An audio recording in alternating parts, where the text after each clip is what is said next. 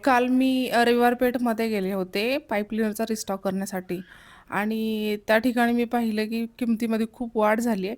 मागच्या एका व्हिडिओमध्ये मी सांगितलं होतं की ₹60 ला एक पाउच मिळतो 100 पीसचा पाईप क्लीनरचा.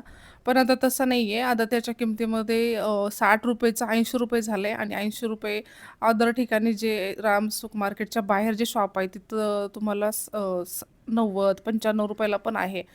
तर बघून घ्या आणि त्यात क्वालिटी पण आहेत. एकदा चेक करा. पाईप क्लीनरची जे आतली तार आहे ती नाही दिसली पाहिजे.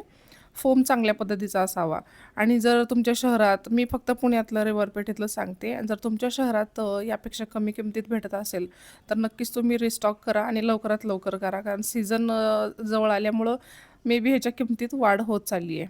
आणि कॅमेरा फेस करत असलेला हा माझा पहिला व्हिडिओ आहे. त्यामुळे मी कुठं अडखळत असेल, तर त्यावर ॲडजस्ट करून घ्या. नेक्स्ट व्हिडिओ येतील इम्प्रूव्ह झालेले. चला तर भेटूया नेक्स्ट व्हिडिओमध्ये. बाय.